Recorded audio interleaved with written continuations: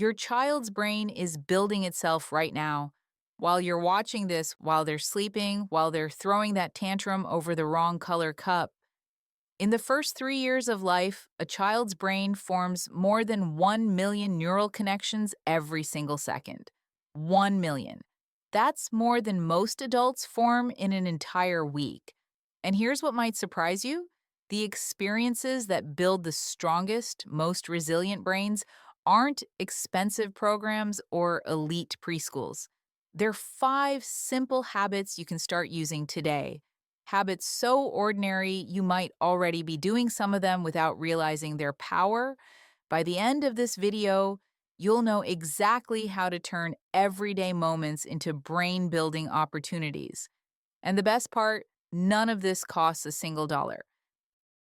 Let me start by asking you something. How much have you spent on toys this year? Educational apps? Programs promising to boost your child's development?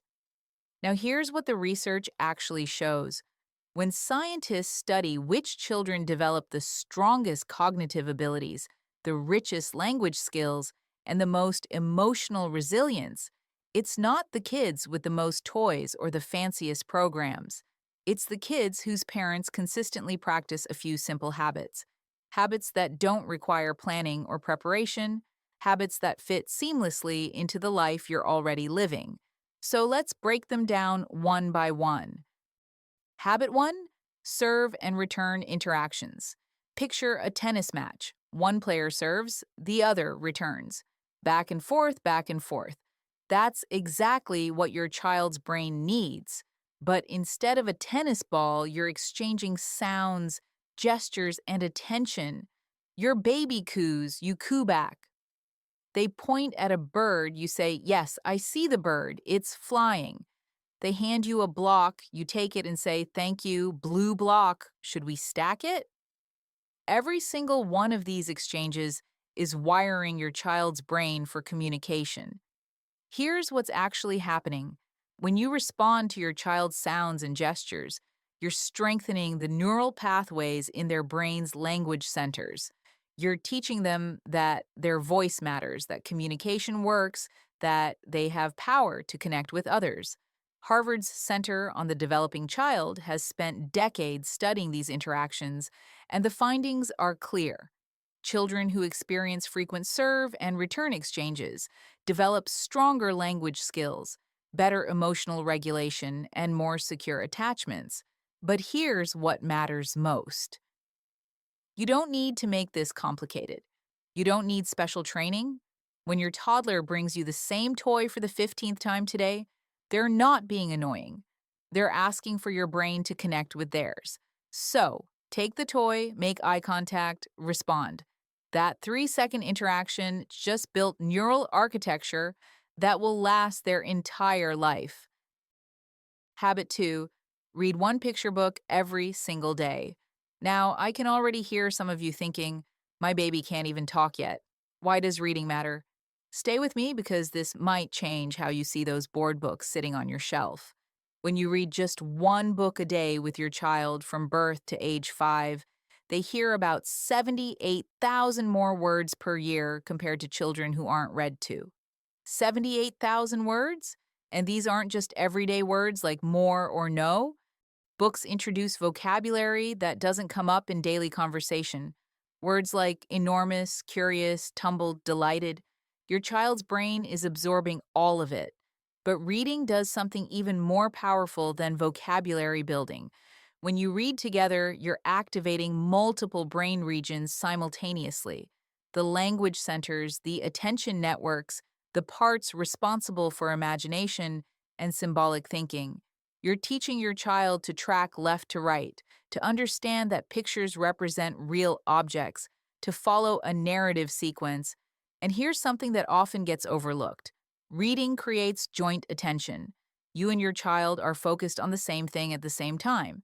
That shared focus builds connection.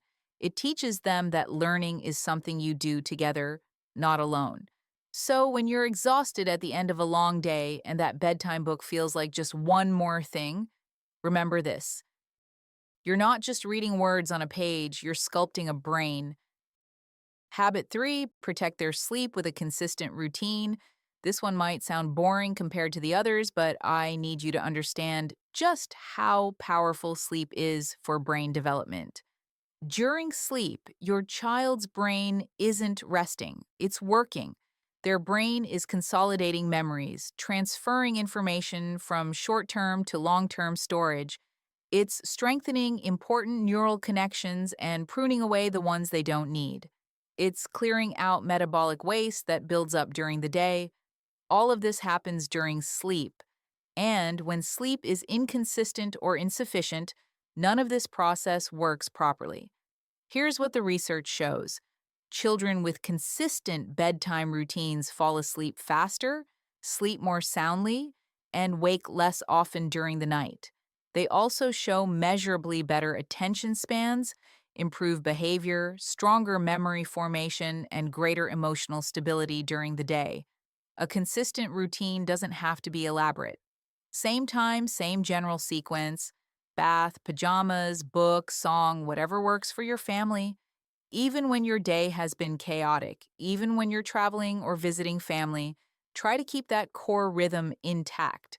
Because a well rested child isn't just easier to manage, their brain is literally better equipped to learn, regulate emotions, and build new skills. Habit 4, let them struggle just a little. This one goes against every instinct you have as a parent, so hear me out. I'm not talking about letting your child cry without comfort or ignoring genuine distress.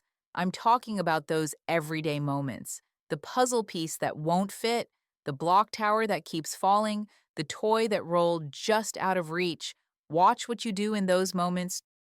Do you immediately fix it? Do you jump in and solve the problem before they even try? Because here's what happens when we do that. We rob them of the exact experiences their brain needs to build resilience. When your child faces a small challenge and works through it, even if they don't succeed, their brain is developing crucial skills: problem solving, frustration tolerance, delayed gratification, stress regulation. Those moments of manageable struggle activate and strengthen their prefrontal cortex, the part of the brain responsible for executive function and self control. So, next time they're working on something difficult, pause, take a breath, give them space to try. You can stay close, you can encourage, but resist the urge to rescue immediately. When they finally figure it out, or even when they don't but keep trying, those neural pathways get stronger. That's not struggle, that's growth. Habit 5, let them help with real tasks. Here's something that might surprise you. When your 2-year-old wants to help you cook, they're not just being cute. When your 3-year-old insists on carrying their own bag, they're not being stubborn, they're asking for opportunities to build their brain. Very young children can contribute in meaningful ways. A toddler can hand you vegetables while you cook. They can put napkins on the table. They can sort socks by color. They can water plants, wipe spills, or carry their own small backpack. These aren't chores in the traditional sense, they're brain building activities disguised as household tasks. When children help, they're developing executive function, the ability to plan, organize, and complete tasks. They're building motor skills and hand eye coordination. They're learning sequencing and cause and effect. But here's what might matter most: helping builds their sense of capability. When your child contributes and sees that their actions matter, their brain releases dopamine. That feeling of, I did this, I'm capable, I matter, that neurochemical reward reinforces their motivation to learn and try new things. So instead of doing everything while your child watches or plays, invite them into the process. Keep it simple, make it playful, let them be part of your world. So here's your complete toolkit: 5 tiny habits that build powerful brains, serve and return interactions that wire communication pathways, daily reading that builds language and connection, consistent sleep routines that allow the brain to consolidate learning, small struggles that develop resilience and problem solving, and real tasks that build competence and motivation. None of these require extra time. None of them cost money, but together they create the foundation for everything your child will become. Their ability to learn, to regulate emotions, to connect with others, to face challenges with confidence. You're already doing more than you realize. Every response, every bedtime story, every moment you pause before rescuing them, you're building a brain. And that brain is going to carry them through their entire life. You've got this.